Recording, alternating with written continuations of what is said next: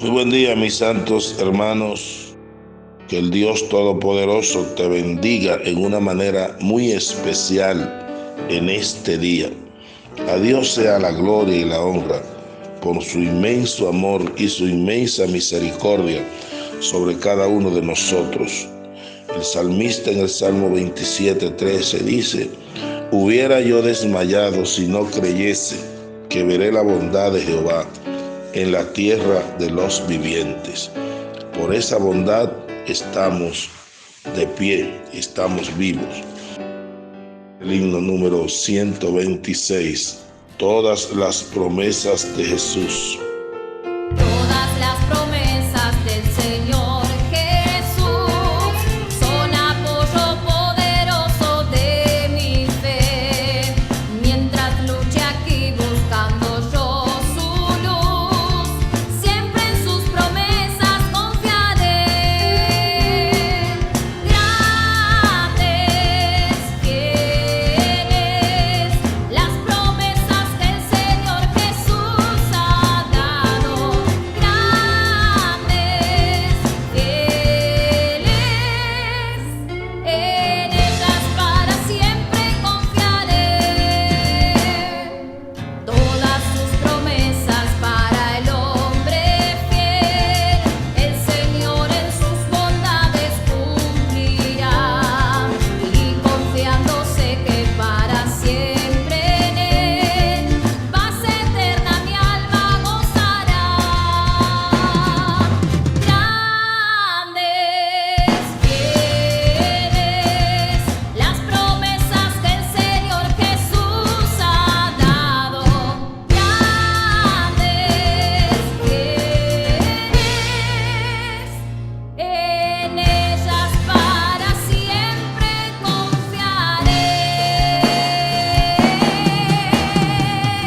Bendito sea el nombre del Señor. Vamos a leer el capítulo 2, versículo 1 al 12 del libro de Primera de Tesalonicenses. Primera de Tesalonicenses, capítulo 2, versículo 1 al 11. Porque vosotros mismos sabéis, hermanos, que nuestra visita a vosotros no fue o no resultó en vana, pues habiendo antes padecido y sido ultrajados en Filipos, como sabéis, tuvimos de nuevo en nuestro Dios para anunciaros el Evangelio de Dios en medio de gran oposición, porque nuestra exhortación no procedió de error ni de impureza, ni fue por engaño, sino que según fuimos aprobados por Dios para que se nos confiese el Evangelio, así hablamos, no como para agradar a los hombres, sino a Dios que prueba nuestros corazones, porque nunca usamos de palabras lisonjeras, como sabéis, ni encubrimos avaricia. Dios es testigo. Ni buscamos gloria de los hombres, ni de vosotros, ni de otros, aunque predicamos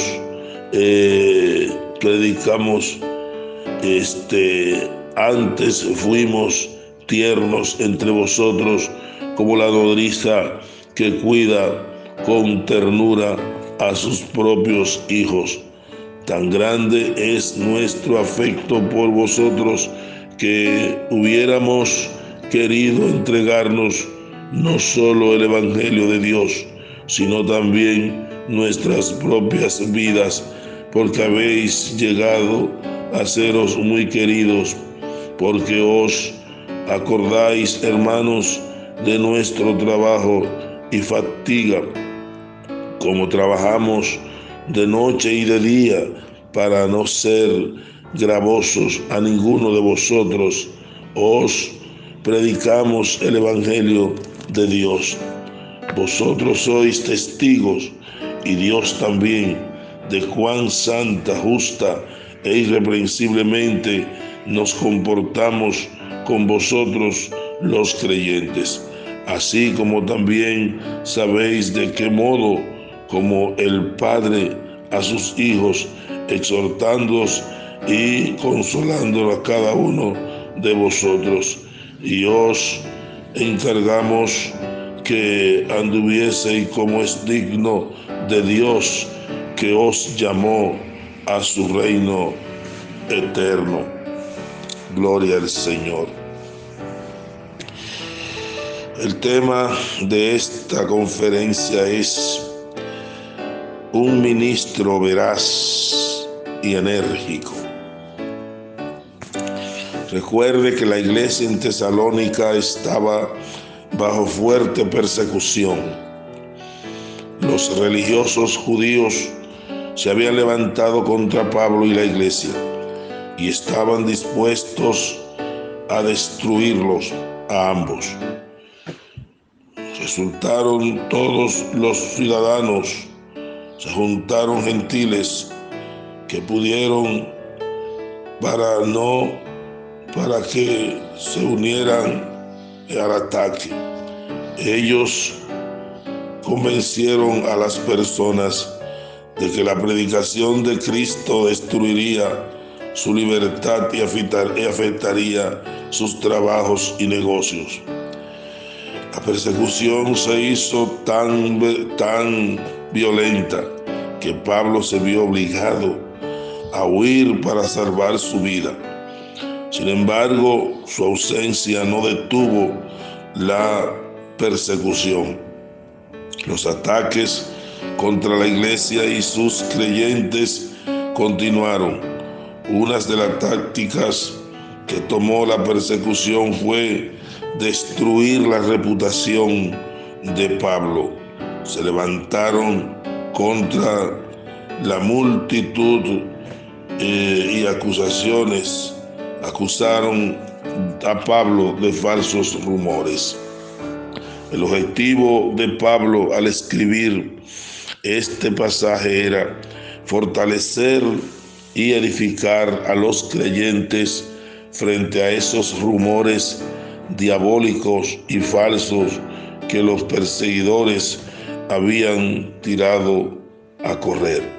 Para ello tuvo que corregir y responder a las acusaciones falsas que habían contra él.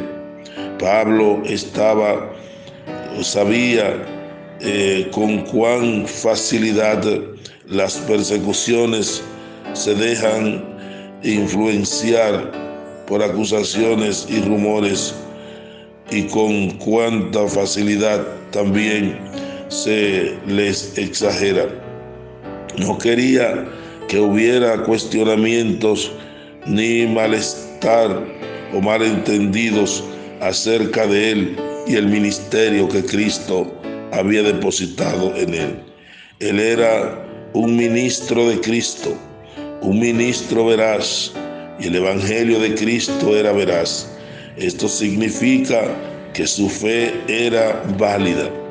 Ellos habían sido verdaderamente salvos y aceptos delante de Dios por la muerte de Cristo, e iban a vivir eternamente en el reino y la gloria de Dios. Lo que queremos decir es lo siguiente: este pasaje nos da la imagen de un ministro enérgico, que es lo que necesita este mundo en los tiempos que estamos viviendo. El tipo de ministro, bendito el Señor y siervo de Cristo, que cada creyente debe de ser. Tiene un ministerio pleno y fructífero, no un ministerio vacío y sin fruto. Verso 1. Un ministro veraz predica con valentía. Versículo 2. Un ministro veraz predica un evangelio puro, vive una vida limpia y no engaña a las personas. versículo 3. Un ministro veraz predica para agradar a Dios y no a los hombres, versículo 4. Un ministro veraz no predica por lo que pueda obtener de la gente a cambio, verso 5. Un ministro veraz no predica buscando gloria y prestigio ni posiciones de autoridad, versículo 6. Un ministro veraz predica trabajando de día y de noche, verso 9. Un ministro veraz predica con una vida limpia, una vida impecable, verso 10. Un ministro veraz predica como un padre guiando con ternura a su grey, verso 11. Y un ministro veraz predica con un solo objetivo, la edificación de los santos, versículo 12. Verso 1 dice: porque vosotros mismos sabéis, hermanos, que nuestra visita a vosotros no resultó en vano. El ministro enérgico y veraz tiene un ministerio pleno y fructífero, no un ministro vano. La palabra vano significa vacío, ineficiente y sin fruto. Pablo les recuerda a los creyentes que su ministerio en medio de ellos no fue un ministerio vacío ni sin fruto. A las personas se les había ministrado incluso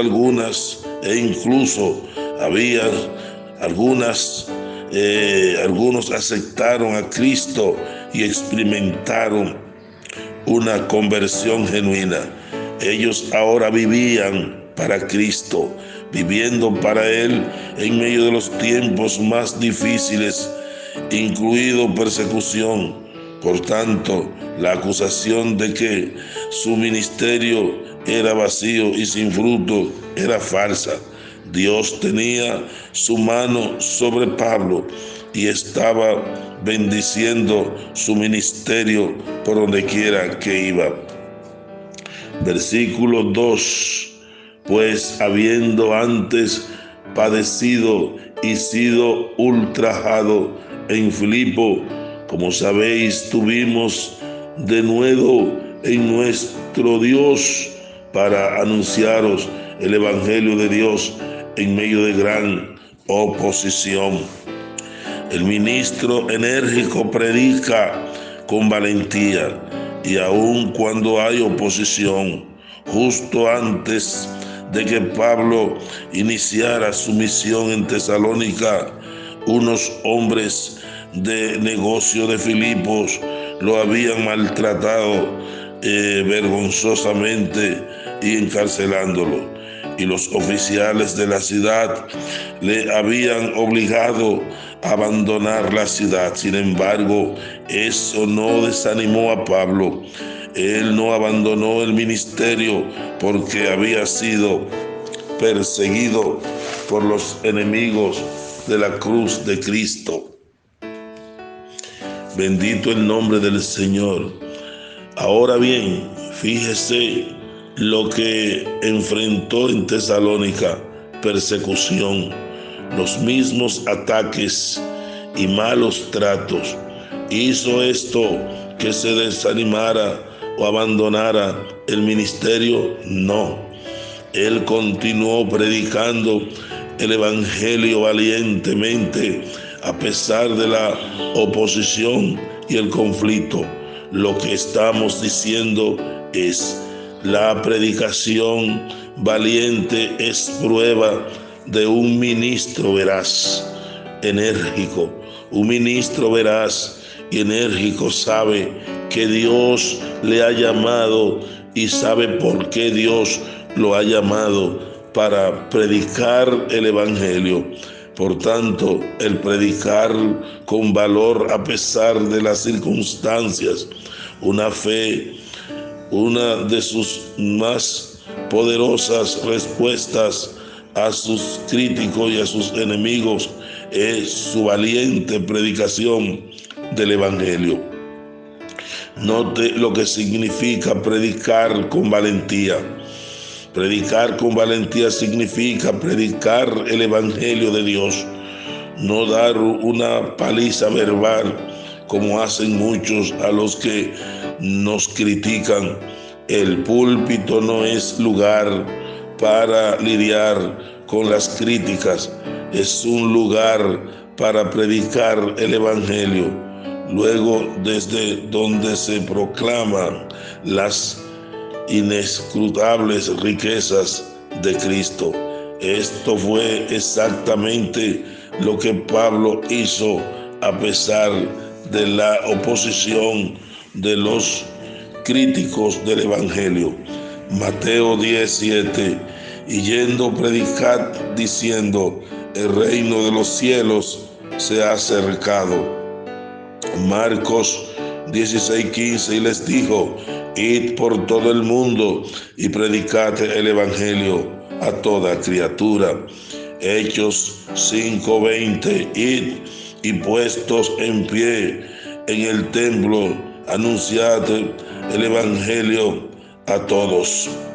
Hechos 9:20, enseguida predicaban a Cristo en las sinagogas diciendo que este era el Hijo de Dios. Primera de Corintios 1:30, mas por él estáis vosotros en Cristo Jesús, el cual nos ha sido hecho por Dios sabiduría, justificación y santificación y redención. Segunda de Corintios 4:5, porque no nos predicamos a nosotros mismos, sino a Jesucristo. Escuche bien, a Jesucristo como Señor, y nosotros como vuestros siervos por amor de Jesús. Hay muchas personas que en su predicación tratan de exaltar su propio ego, su propia personalidad, sus propios títulos, sus propios logros académicos o su tiempo ministerial. Pero en esta mañana el apóstol Pablo derriba todo eso en nosotros si queremos auténticamente ser ministro de Cristo. Usted no ha sido llamado ni colocado en ese lugar, obrero, ministro del Señor, para usted estar haciendo tales prácticas. Nosotros simplemente somos siervos al servicio de Dios, que el Señor nos ha escogido para que nosotros seamos de los que proclamemos el mensaje de Dios y edifiquemos el cuerpo de Cristo. No estamos llamados para tomar el púlpito donde estamos ministrando para asuntos políticos o para asuntos personales o para negocios materiales secundarios.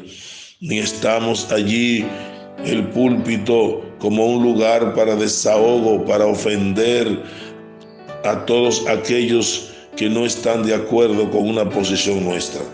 El púlpito es para exaltar a Dios y para emitir palabra de paz, palabra de tranquilidad, palabra de vida, palabra de amor, palabra de levantamiento, palabra de fortalecimiento, sobre todo en estos tiempos que estamos viviendo.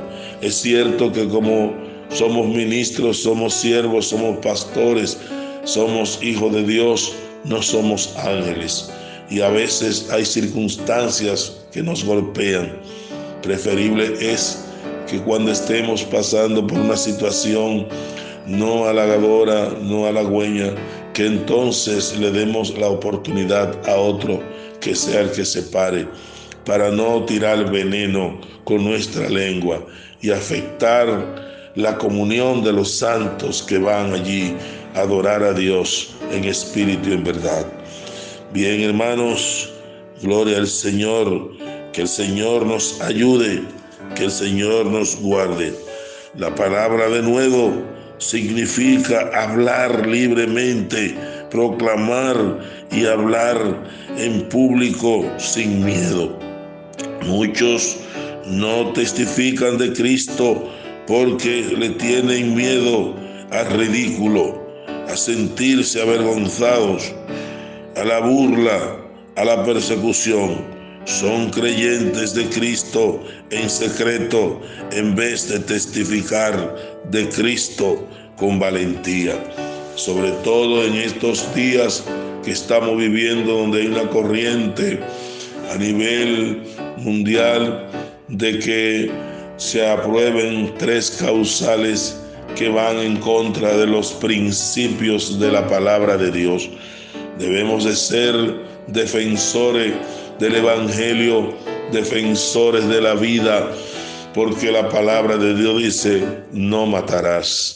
Hay tantas personas que están detrás de la reja porque le han cegado la vida a un ser humano y hoy están purgando o pagando o cumpliendo 20 o 30 años de condena por haber matado a una vida que se podía defender. Diríamos que la condena debería ser mayor para el que provoca un aborto de una vida que da Dios y que puede ser útil, aleluya, para Dios, para la sociedad, para la familia. Por lo tanto, enérgicamente nos oponemos enérgicamente a las 3 causales, porque son y atentan contra los principios de Dios. Por lo tanto, todo el que provoca un aborto cega una vida y debe pagar por ello. Así es que, mis hermanos, con valentía prediquemos a tiempo y fuera de tiempo la palabra de Dios, que vive y reina para siempre. Los reinos pasan, los hombres poderosos son totalmente destruidos, la muerte lo destruye, pero el Evangelio, Dios, Cristo, es eterno. Por lo tanto, como dijo Pablo, predicas la palabra y no te avergüences de Jesucristo en la posición y en el lugar, el país donde esté. Predica a Jesucristo, predica la palabra de Dios. Que Dios te bendiga y que Dios te guarde. Y no importa las burlas, no importa las acusaciones, porque una de las estrategias del enemigo es tratar de poner rumores falsos en contra de los siervos de Dios. Como siervo de Dios, usted y yo tenemos que pedirle a Dios que nos guarde, que nos ayude a ser transparente, que no demos mal testimonio. Y si alguien levanta un mal testimonio, entonces estemos tranquilos, porque Dios peleará por nosotros. Que Dios te bendiga y que Dios te guarde. Tu hermano y amigo, Pastor Gustavo Casado.